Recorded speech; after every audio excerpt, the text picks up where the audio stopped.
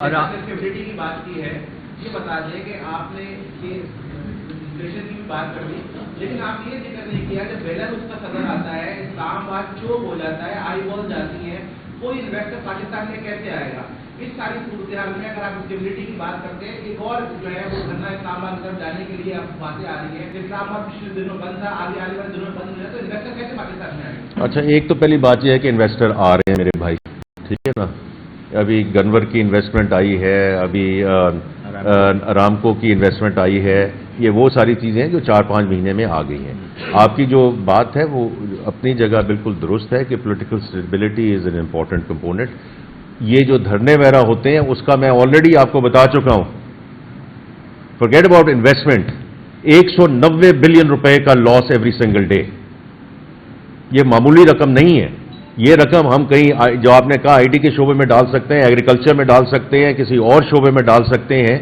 تو ہمیں سب کو یہ مل کر سوچنا ہوگا کہ یہ ہم اگر اس قسم کی چیزوں سے تھوڑا سا پرہیز کر لیں، آپس میں بیٹھ کے بات کر لیں، جو بار بار چیزیں دیکھیں کوئی ایسی چیز آپ کے اور میرے نظریات مختلف ہو سکتے ہیں. ایک تو ہمیں تھوڑی سی ٹالرنس بلڈ کرنی چاہیے، ایک دوسرے کو رسپیکٹ کرنی چاہیے. آپ کا نظریہ میرے سے ہو سکتا ہے، لیکن 3-4-5 چیزیں ایسی ہیں کہ ویئر جو ہم بڑی بات کرتے ہیں چارٹر آف اکانومی کی، تو وہ اس کے بارے میں ہمیں یہ کہنا چاہیے کہ اس ملک کی جو سمت ہے، does not matter which administration comes in.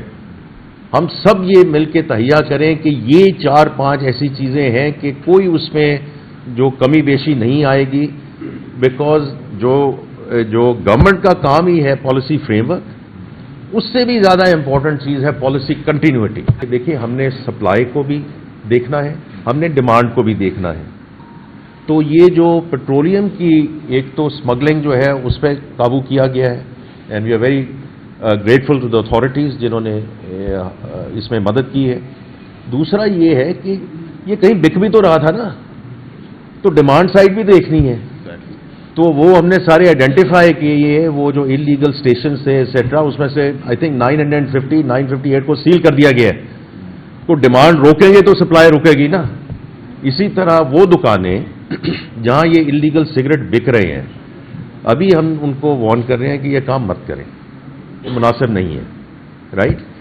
تو ہم نے اس کو وہ ایک منٹ اس میں سپلائی سائڈ کو بھی دیکھنا ہے اور ڈیمانڈ سائڈ کو بھی دیکھنا ہے. تو دونوں سائڈ کو. ایگریکلچر میں دیکھیں نیشنل ٹیکس کاؤنسل پہ آپ نے سب نے رپورٹ کر دی ہے. تینوں صوبے جو ہیں وہ کر چکے ہیں. ہم انشاءاللہ سندھ کے ساتھ بھی کام کر رہے ہیں. پنجاب کی اسمبلی نے اپروو کر دیا ہے، بلوچستان اور KPK اس کو اپروو کرنے جا رہے ہیں. سندھ کی لیڈرشپ کے ساتھ ہم بات کر رہے ہیں. دیکھیے ہمارے لیے اب کوئی چارہ نہیں رہا کہ we can not keep on going back to the same for more. میرا سیلریڈ کلاس کے ساتھ تعلق تھا، میں نے بھی اپنے سیلری پہ ٹیکس دیا ہے 30 ستمبر سے پہلے. ٹھیک؟ اور اسی طرح جو مینوفیکچرنگ انڈسٹری ہے، یہ جو آرگنائز سیکٹر جس کے ساتھ ہم کام کر رہے ہیں، ہمیں ریئل اسٹیٹ کو، ایگریکلچر کو، ہول سیلر ریٹیلرز کو یہ نہیں لانا پڑے گا، لا رہے ہیں. Let's be very clear about it. Because now as a country in segments پہ بھی ہم سیچوریٹ ہو چکے ہیں. آپ سب بھی آپ سیلریز ڈرا کر رہے ہوں گے، تو یہ آپ کا جو بات ہے، میں بھی وہ جب مجھے لوگ کہتے ہیں جی آپ ایمپتھائز کرتے ہیں، ایمپتھائز اس لیے کرتا ہوں کہ ستمبر کے آخر میں نے بھی ٹیکس دیا ہے، آپ نے بھی دیا ہے نا، تو اس لیے میں ایمپتھائز کرتا ہوں. You have to do the more.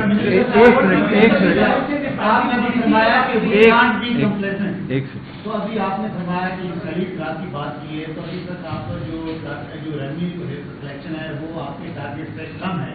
تو کیا پاکستان کے عوام ایک اور منی بجٹ کے لیے تیار ہیں جس میں سیلریڈ کلاس کا، اور آپ نے ہول سیلر اور ریٹیلر کی بات کی، لیکن ابھی تک آپ اس کو ٹیکسیشن سسٹم میں نہیں لا سکے. تو پاکستان کے عوام ایک تو بات سن لیں نا، بات سن لیں. میں نے بھائی بات سن لی، آپ کی بات سن لی. دیکھیے آپ کی بات بالکل درست ہے.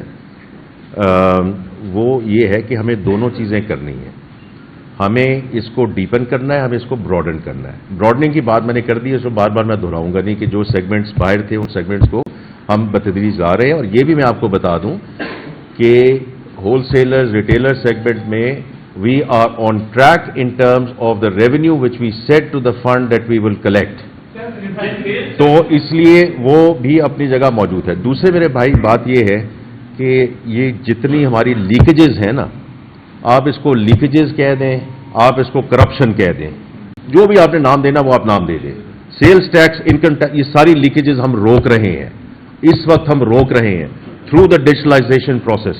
اور یہ میں انشاءاللہ ڈیورنگ دس منتھ میں ایک اور پریس کانفرنس کریں گے. اسلام آباد میں 1.5 مہینہ پہلے ہم نے FBR چیئرمین کے ساتھ یہ کانفرنس کی تھی. شاید آپ کے پاس وہ انفارمیشن آ گئی ہو کہ جو ڈیٹا ہے ہم اس ڈیٹا کو استعمال کر رہے ہیں. بیوریج کی میں بات کر لیتا ہوں کہ اگر ایک کمپنی ہے بیسٹ ان کلاس، اور انہی میں سے ایک کمپنی ہے بیسٹ ان کلاس جو 6-7% پہ انپوٹ ٹیکس وہ انپوٹ لے رہی ہے، ایک کمپنی ہے 18%. تو یہ شوگر اگر 18% گئی تو یہ تو آپ کہیں آگے پیچھے ہو جائیں گے. تو یہ ہم اس بینچ مارک کے ساتھ چل رہے ہیں کہ یہ جو سیلز ٹیکس کی جو چوری ہو رہی ہے یہ کسی کو ہراس نہ کیا جائے، کسی کو کچھ نہ کیا جائے، لیکن ان کو بتایا جائے کہ جو آپ بتا رہے ہیں یہ تو آپ کا بزنس ماڈل ہی نہیں چل سکتا اس طرح. تو ہم یہ لیکیج کو روک کے اور براڈن کر کے that's how we will do that. چلیں یار لاسٹ ایک منٹ. کیا حال ہے میرے بھائی؟ ٹھیک ٹھاک ہو؟ خیریت سے ہو؟ لاسٹ ٹو کوسچنز بتائیے. کہ یہ IMF معاہدے کی وجہ سے جو ہے وہ ڈالر اوور ویلیو ہے، جس کی قیمت جو ہے 211 روپے. اچھا جی. آپ اتفاق کریں گے؟ نہیں میں یہ تو بڑا آسان ہے، میرا آسان ہے. کل میرے بھائی نے، میں آپ کو عوامی ہے یا پرسنل ہے جو بھی ہے، کل صبح جو ایک کانفرنس تھی جو یہ SEC پہ چیئرمین نے کی ہوئی تھی، this was on debt resolution and solvency. تو میں نے یہی کہہ رہا تھا کہ ملک بھی سائیکلز میں جاتے ہیں، کمپنیاں بھی سائیکلز میں جاتی ہیں. دیکھیں کرنسی مارکیٹس، FX مارکیٹ، میں اس میں دو چیزیں بات کرنا چاہتا ہوں. پہلی بات تو یہ ہے کہ this is very much the purview of the central bank.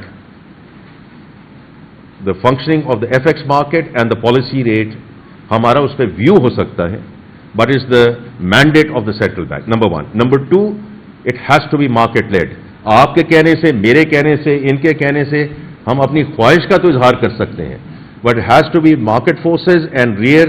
جو بھی ریئر ہے اس کے مطابق آئی ایم شیور اس میں ایڈجسٹمنٹ ہوگی.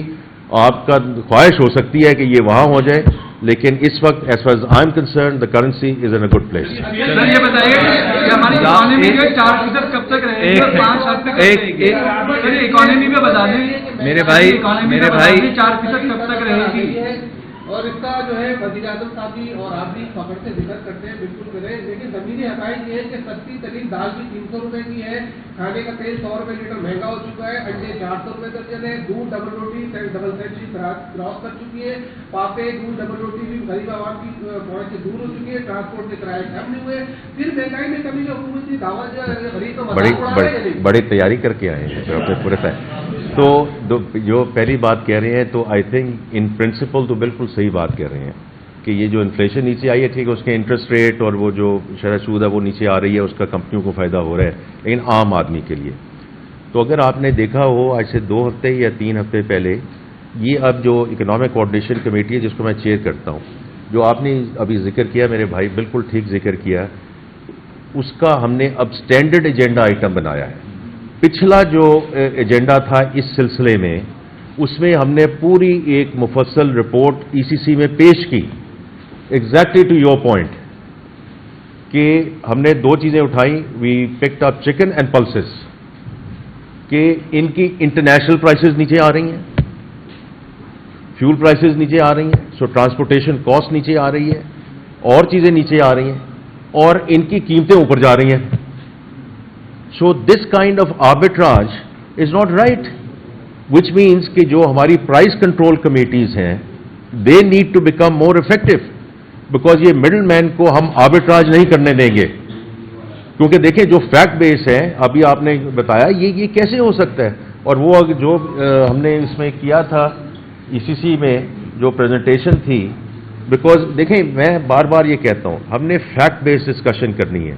تو ہمارا جو اکنامک ونگ ہے اس نے آ کے یہ پریزنٹیشن دی، اس کے بعد اب ہم اس کو مانیٹر کر رہے ہیں اور پرائس کنٹرول کمیٹیز کے تھرو، اور ECC کا یہ بالکل سینٹرل ایجنڈا ہوگا کہ جہاں بھی کوتاہی ہو رہی ہے، اگر price control committees are not doing their job then we will take them to task, because this has to go down to the common main.